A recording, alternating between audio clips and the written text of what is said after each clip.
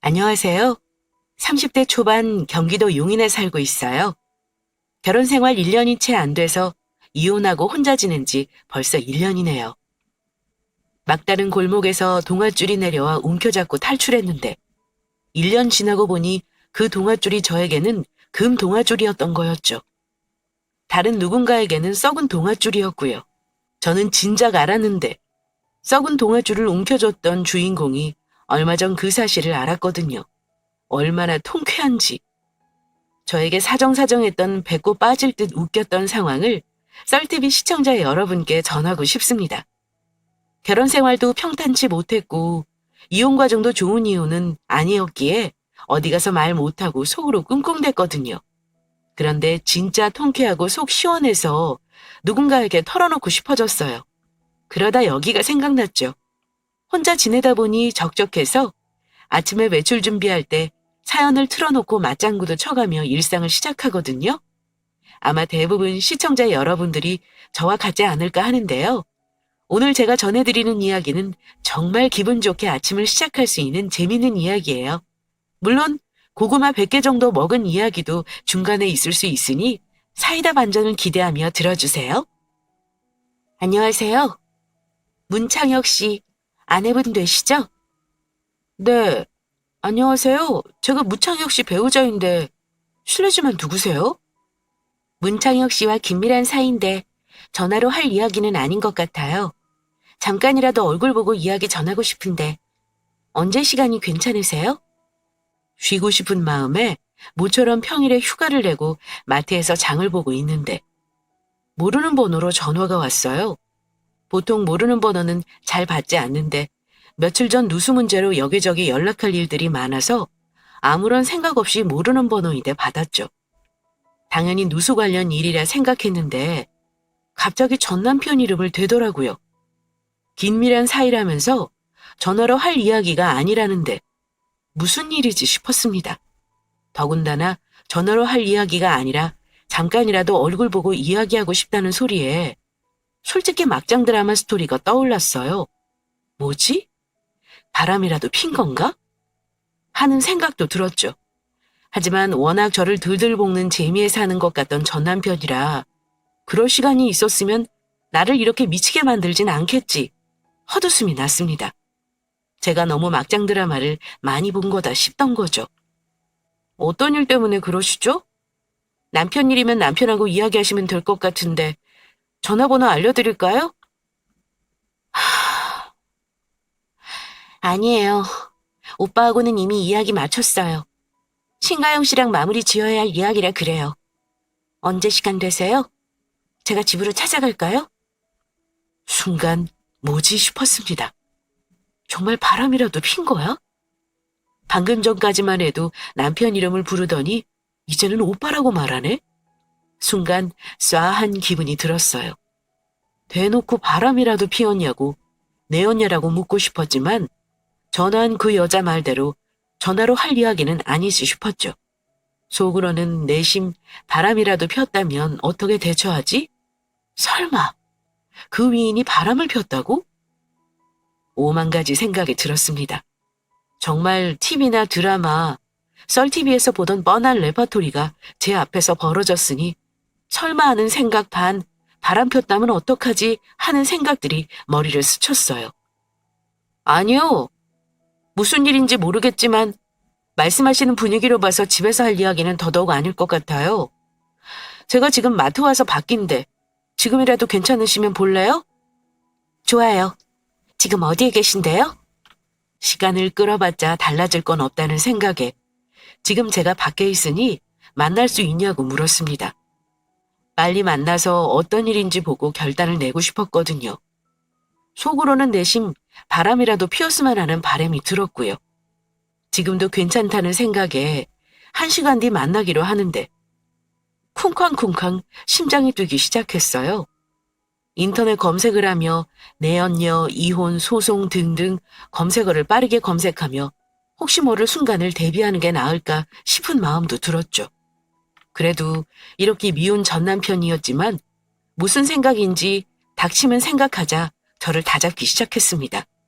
사실 이제서야 하는 말이지만 저처럼 이혼하신 분들도 그 순간을 바래서 하시는 분은 없을 거라고 생각해요. 사랑해서 결혼했고 함께 살기 위한 노력을 하던 시간들이 소중했기 때문이죠. 내가 선택해서 결혼까지 하는 이 사람이 그렇게는 쓰레기가 아니길 바라는 마음이었습니다.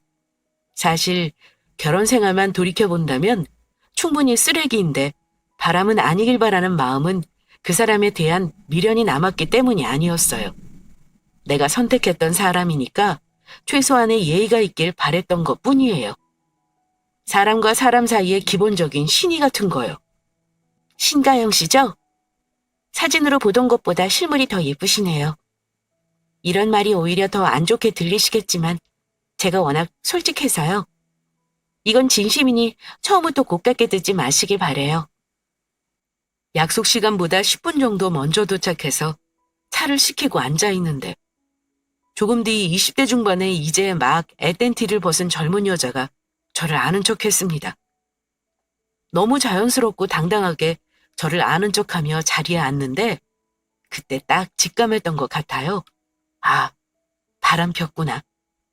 이야기로만 듣던 상황이 지금 내 앞에 펼쳐졌구나 하고 말이에요. 참 웃기죠? 그렇게 사연으로 듣고 방송으로 보고 욕하고 또 욕했는데 막상 눈앞에 펼쳐진다 생각하니 기분이 묘했어요. 전화를 받았을 때와는 다른 마음으로 신은 나를 저버리지 않았구나 하는 생각이 들었습니다. 그동안 전 남편에게 받았던 수모, 신고처럼 당했던 지난 날들이 주마등처럼 머릿속을 빠르게 스쳤어요. 왜 사람이 죽기 전 지난 일들이 빠르게 회상된다고 하잖아요. 제가 딱 그랬습니다. 저만 바라보던 전 남편이 좋아 연애 1년 만에 빠르게 결혼했어요. 결혼식을 무사히 마치고 정산도 끝냈죠. 저희 부모님은 이미 식사 후 집으로 돌아가신 상태라 아직 남아있는 시부모님께 인사하고 주차장으로 가 공항으로 갈 생각이었습니다. 어머님, 아버님, 오늘 고생하셨어요. 저희 도착해서 전화할게요. 얘는 무슨 전화를 왜 해? 가서 볼 텐데. 아마 비행기 시간 달라서 전화해도 못 받을 거야. 청영아, 네가 알려준 대로 가면 되는 거지? 네? 가서 보다니요? 무슨 말씀이에요? 자기야, 나한테 좀 설명 좀 해봐. 어머님이 말씀하신 게 무슨 뜻이야? 가영아, 잠깐만. 엄마랑 말 먼저 끝내고 엄마 보내고 마저 이야기하자. 엄마, 내가 알려준 대로 공항 가서 수속 마치고 비행기 타고 태국 공항으로 오면 돼. 내가 시간 맞춰 나가 있을 테니 걱정하지 말고. 공항 수속 받는 건 고등학교 친구 상민이 알지? 그 친구가 엄마 모셔올 거고 수속 밟는 것까지 도와준다고 했으니까 너무 걱정 말고. 그럼 우리 먼저 가 있을게. 이틀 뒤에 봐. 자기야, 우리 늦겠다. 가면서 이야기할게. 우선 차에 타. 그동안 결혼 준비하느라 정신없이 지냈습니다. 결혼식 끝나고 나면 아마 모든 신부님들이 다 그럴 것 같아요. 아, 속 시원하다 라고 말이에요. 저 역시도 그동안의 피로를 풀고 싶은 마음과 신혼여행에서 맛있는 거 먹고 쉬고 싶은 마음에 설레임이 가득했죠. 이제 차 타고 공항으로 이동해서 밤 비행기 타고 여행을 떠나면 되는데 눈앞에서 오가는 말들이 당황스러웠어요. 신혼여행을 다녀와서 시부모님을 보는 거 아닌가? 어디서 본다는 거지? 태국? 우리가 여행 가는 곳 이야기는 뭐지? 머리가 복잡했습니다. 신랑은 이미 알고 있는 사실인 것처럼 저보고 가라면서 이야기하자고 시어머님이랑 이야기를 마무리했어요. 이미 마음은 상했고 어영부영 시부모님은 차를 타러 가시고 저는 여행을 가기 위해 차에 탑승했습니다. 자기야, 출발하기 전에 나한테 이 상황 이야기해줘. 가영아, 가면서 이야기해. 지금 여기서 이야기하면 비행기 놓쳐. 여행 안 갈 거 아니잖아. 하려던 이야기를 마치고 출발하려는 저와 다르게 지금 가도 수속 밟고 시간이 촉박해서 가면서 이야기하자고 시동을 걸더니 이내 출발했어요. 차가 출발하고 고속도로에 들어 하는 말이 가관이 아니었습니다. 네, 맞아요. 썰TV 시청자님들이 생각하는 그거예요.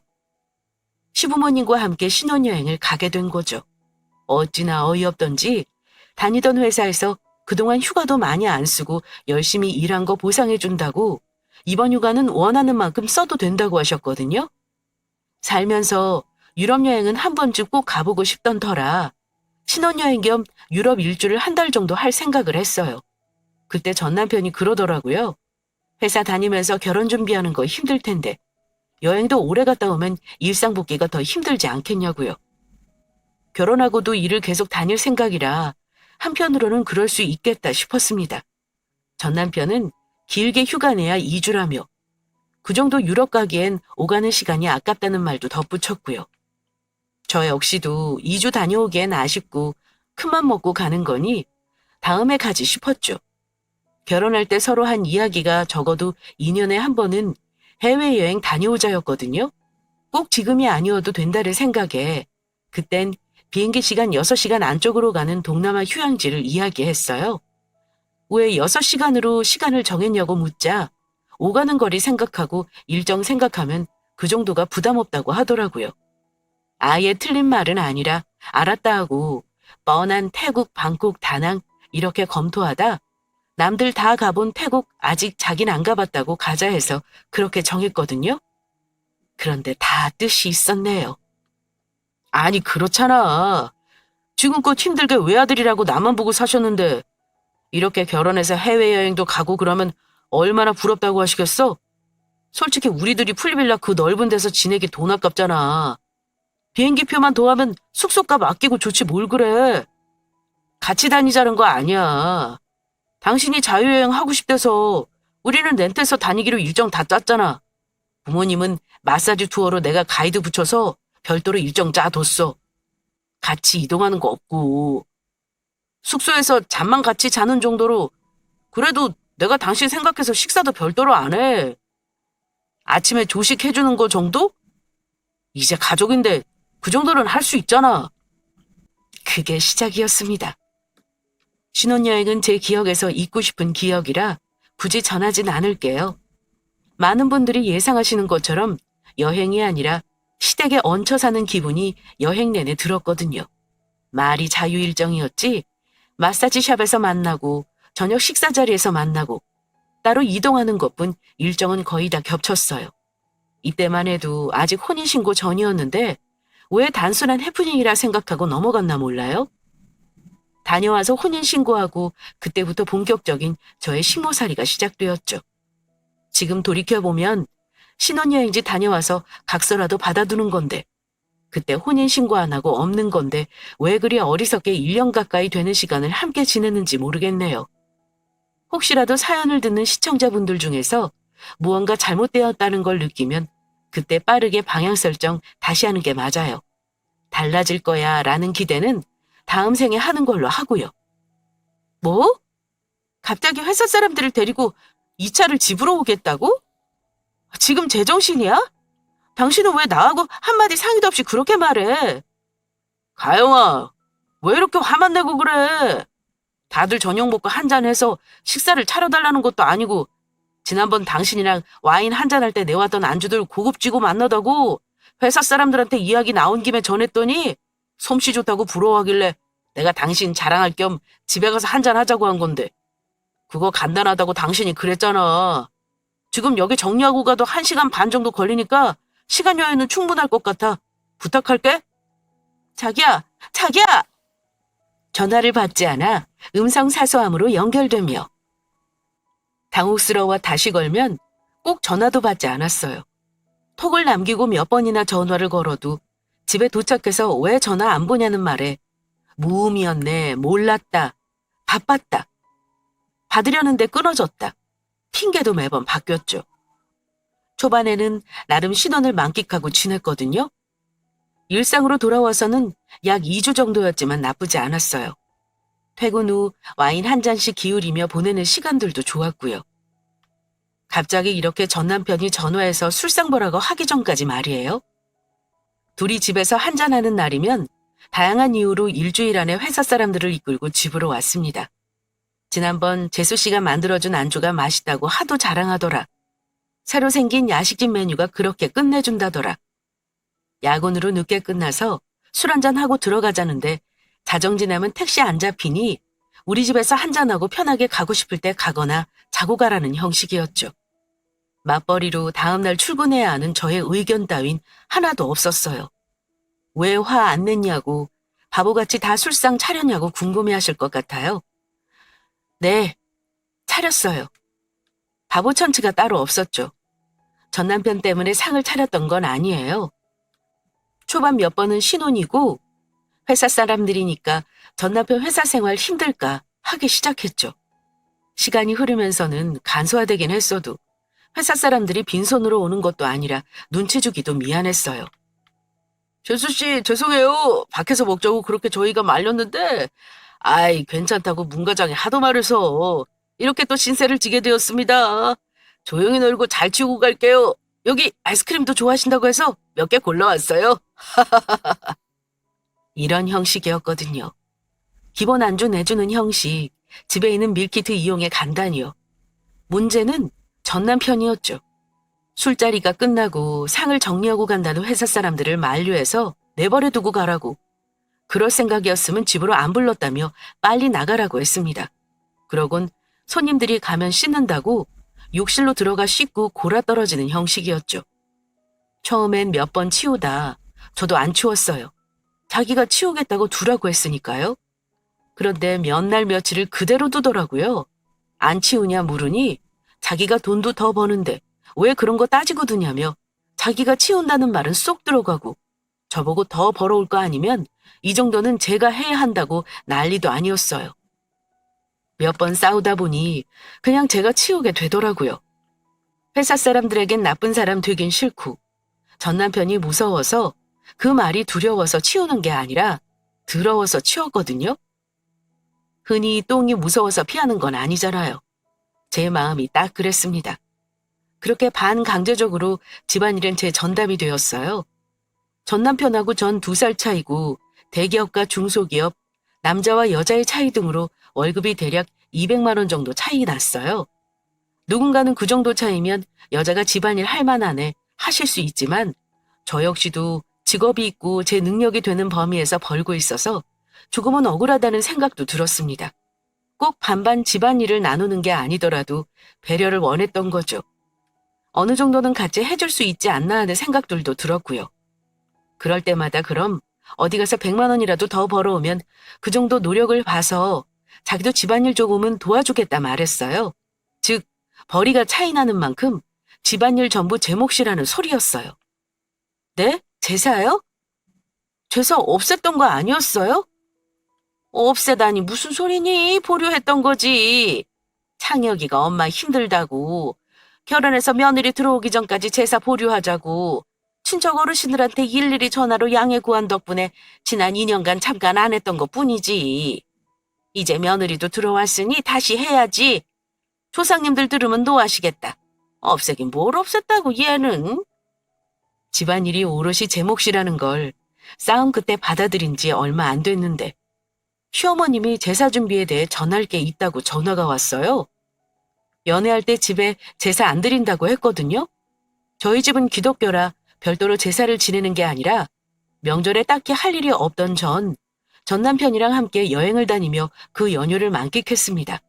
그런데 갑자기 제사를 지낸다는 말에 당혹스러웠어요. 그렇다고 구정이나 추석 연휴가 있는 것도 아니었거든요. 알고 보니 1년에 4번 제사를 지냈답니다. 구정, 추석, 할아버지 기일, 할머니 기일 이렇게요. 2년 전 갑자기 시어머니 당뇨가 심해지면서 건강이 안 좋아지셨고 그동안 혼자 제사 음식 다 준비하셨는데 무리라고 판단해 일일이 전화로 사정 설명하고 며느리 들어올 때까지 제사 못한다고 했다네요. 네, 맞아요. 그 며느리가 바로 저고요. 자기야, 나랑 이야기 좀 해. 왜 또? 무슨 이야기? 왜? 일자리라도 구했어? 돈 더 벌어올 테니 집안일 나누자는 이야기야? 무슨 말이 그래? 당신 집안 이야기. 제사 없던 거 아니었어?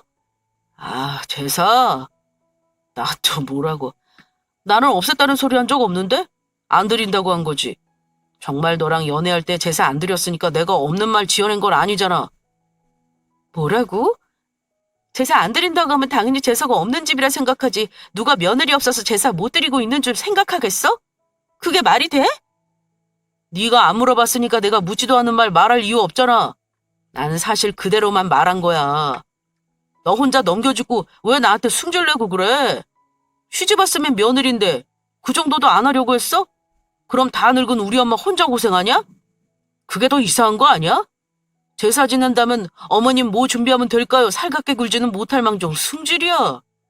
나 같은 사람이니까 네 승질머리 참고 사는 거지. 너 어디 가서 이런 승질 다 부리면 있던 사람도 다 떠나간다. 기집애가 성질머리하군. 뭐?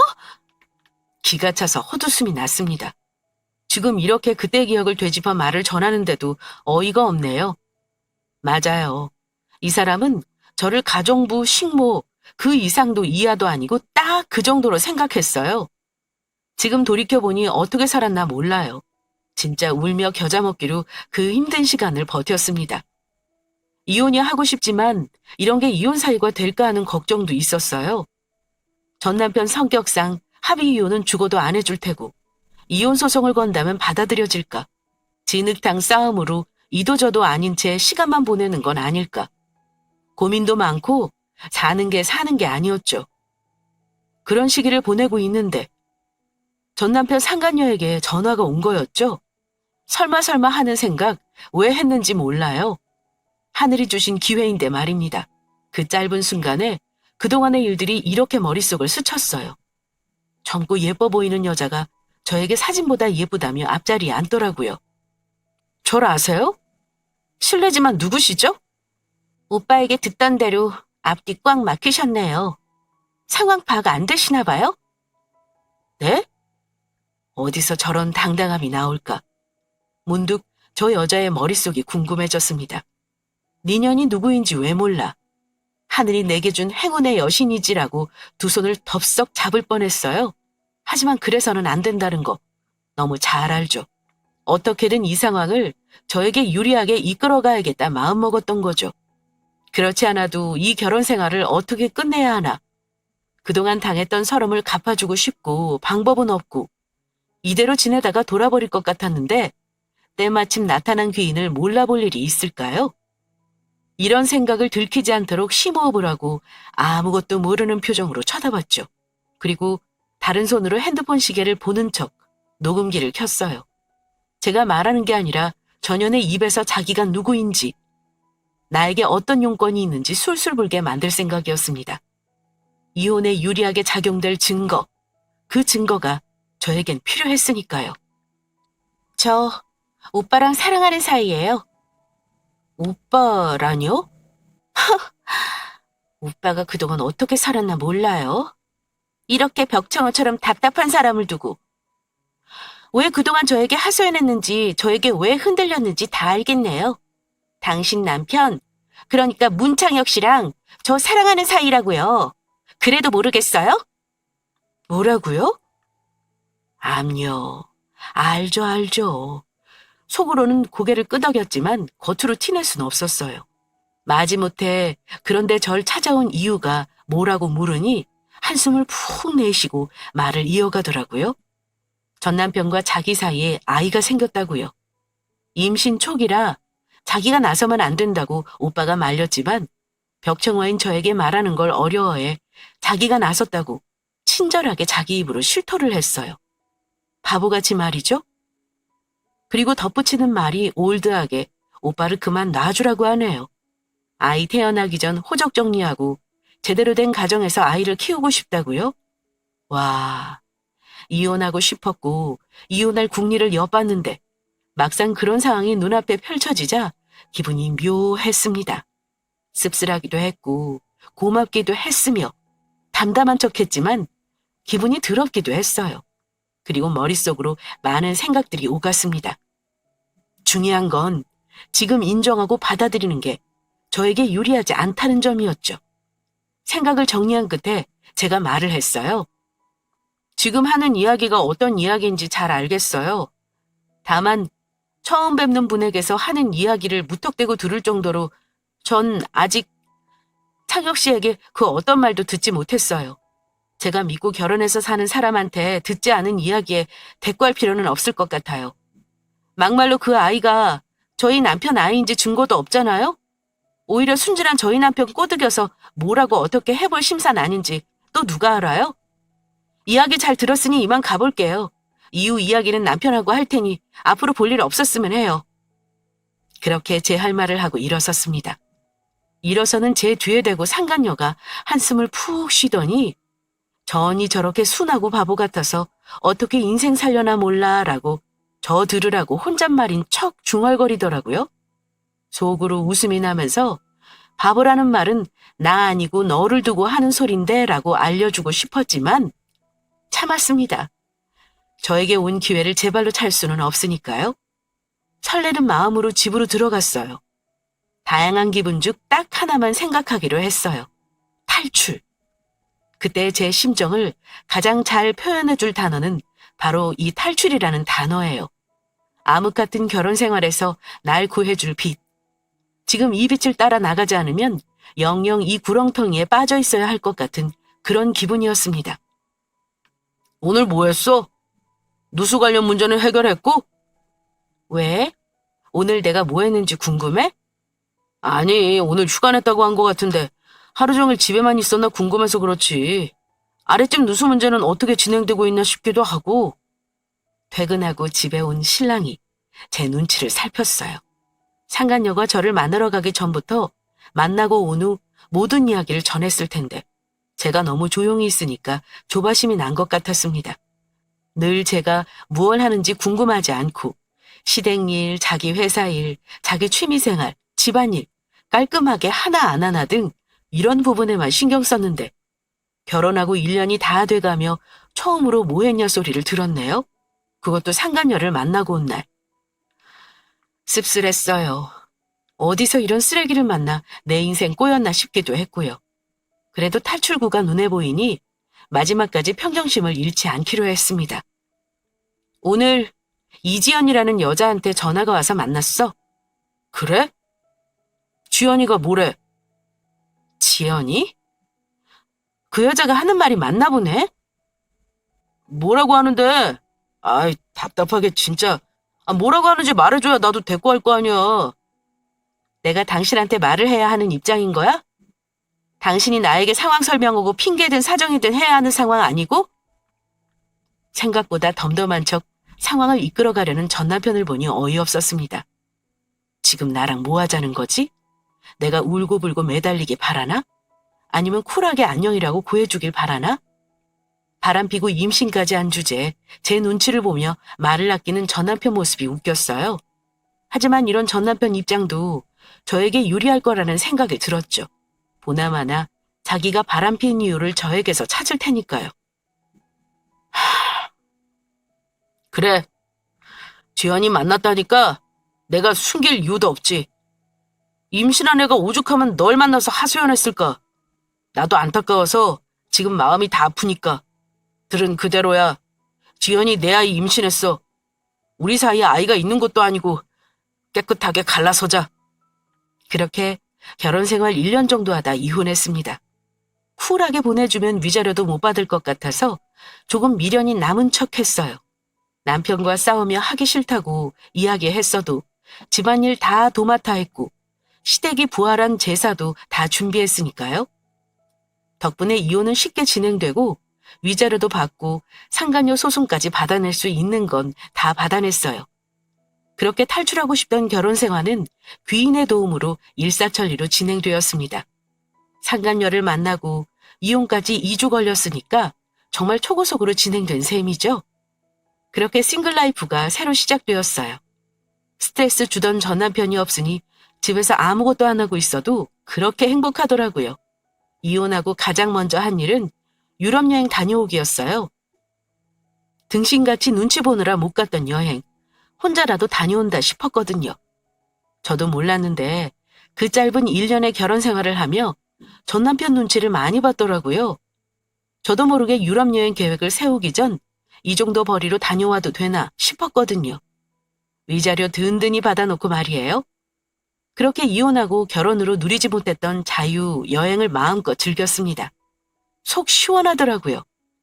신기하게 결혼 전엔 혼자서 못했던 일상이었는데 결혼하고 이혼까지 하니 세상 두려울 게 없었어요. 내 인생 내가 사는 거지. 남한테 피해 안 주고 내가 행복한 범위에서 누리고 살자. 이렇게 마인드가 바뀌었죠. 이혼하고 1년 동안 정말 신나게 살았는데 며칠 전 낯익은 번호로 전화가 왔습니다.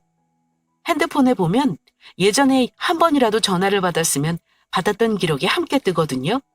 불현듯 그년이다 생각이 들었지만 모르는 척 전화를 받았어요. 여보세요? 언니, 저 지연이에요. 하고 싶은 이야기가 있는데 저 좀 만나주세요. 헉이라는 소리가 절로 나왔어요. 언니? 언제부터 우리가 언니 동생 사이였나 싶었거든요. 그리고 하고 싶은 이야기를 내가 들을 이유가 있던가 싶었죠. 그런데 절실해 보이고 이혼도 해서 저한테 어떤 영향도 끼칠 수 없으니 이야기나 들어보자는 심정으로 나갔습니다. 내심 죽는 소리, 이제 와서 앓는 소리 한다면 통쾌하게 들어줄 생각도 했고요. 아쉽지만 반품은 안 된다고 면전에서 웃으면서 한마디 하고 싶기도 했죠. 그리고 이혼하고 하고 싶은 거 하고 눈치 안 보고 살아서 그런지 요즘 물 올랐다는 소리 많이 듣거든요. 보란 듯이 예쁘게 차려입고 기 팍팍 눌러주고 오려고 약속을 잡은 날 약속 시간 전에 미용실에 들렀습니다. 머리부터 발끝까지 힘 제대로 주고 갔죠. 이지연 씨 오랜만에 보네요. 그때 그 패기는 어디 가고 최근 미용실 언제 다녀왔어요? 머리가 왜 그래요? 아, 출산했을 텐데 육아하느라 바빠서 그래요? 저보다 먼저 나와서 차를 마시고 있는 그년이 보였습니다. 첫눈이 내려서 기온이 꽤 내려갔는데 속에서 천불이 나는지 아이스 아메리카노를 벌써 한 잔 다 비우고 얼음을 씹어먹고 있더라고요. 한창 예뻐 보일 20대 중후반 나이에 1년이 안 된 사이에 무슨 일이 있었는지 거짓말 조금 더 보태서 만신차이가 되어 있었어요. 머리는 산발이고 눈은 퀭하고 얼굴빛은 창백해서 핏기 하나도 없었죠. 기고만장하게 저를 깔보던 그때 그 사람이 맞나 싶을 정도였습니다.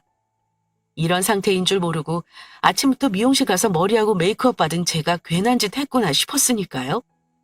집에서 자다가 막 나와도 지금 저 꼬라지보다 제가 더 낫다는 거 직감적으로 알았거든요.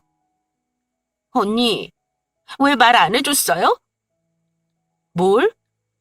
제가 앉자마자 저를 죽일 듯 한눈으로 쳐다보며 쏘아붙이더라고요. 왜 말 안 해줬냐고. 무슨 말인지 짐작은 하지만 그걸 제가 먼저 이야기할 이유는 없으니까 모른다는 듯 되물었습니다.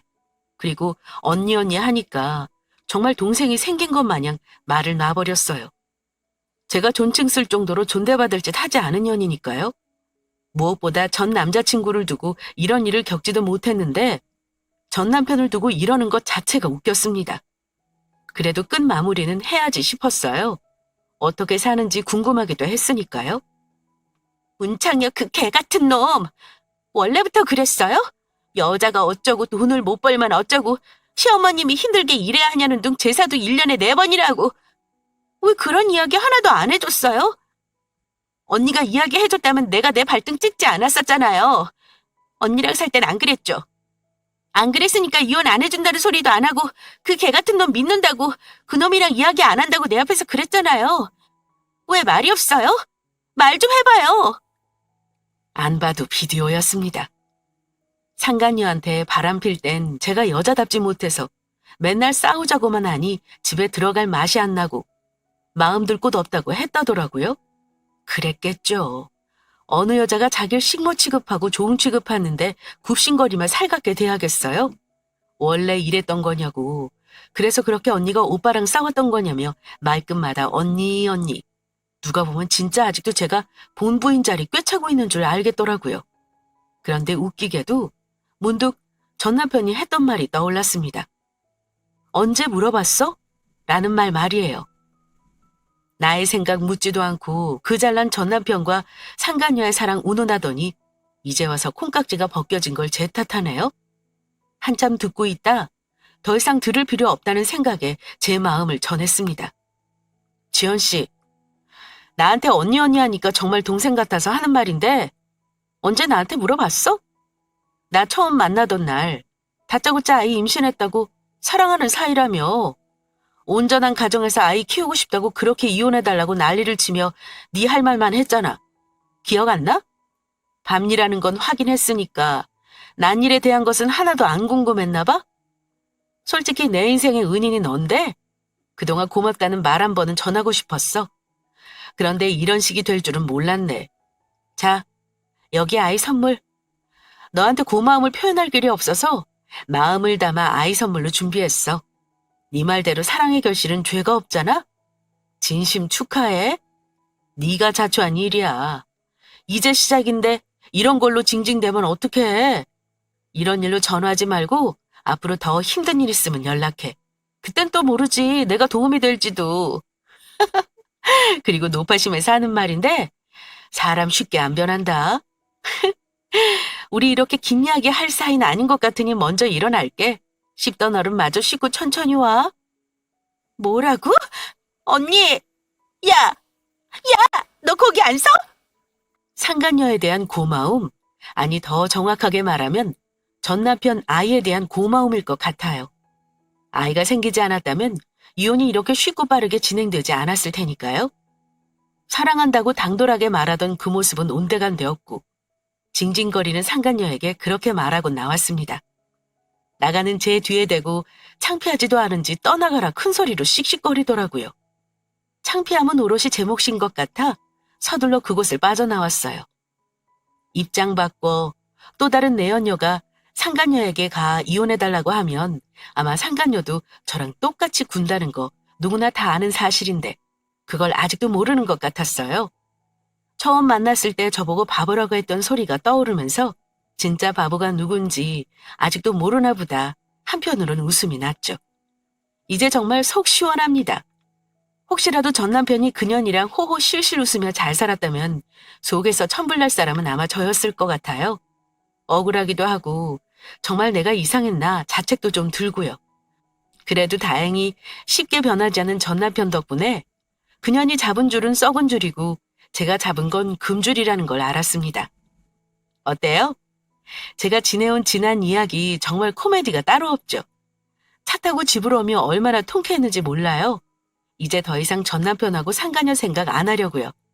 미움도 애정의 또 다른 표현이라는데 그마저도 사라진 것 같아요. 같은 여자라서 그럴까요? 조금은 씁쓸한 동정심도 생기거든요. 물론 뭘 어떻게 하겠다는 건 아니지만요. 여하튼 제 이야기는 여기서 마무리할게요. 남의 눈에 피눈물 흘리면 내 눈에도 피눈물 난다던데 상간녀는 저에게 진심 웃음을 줬으니 살면서 진심으로 웃게 될 날 올까요? 혹시 그런 소식이 들리면 사연 전할게요. 누구에게도 하지 못했던 말 속 시원하게 털어놓으니 살 것 같네요. 긴 글 읽어주셔서 감사합니다. 모두 행복한 연말 되세요.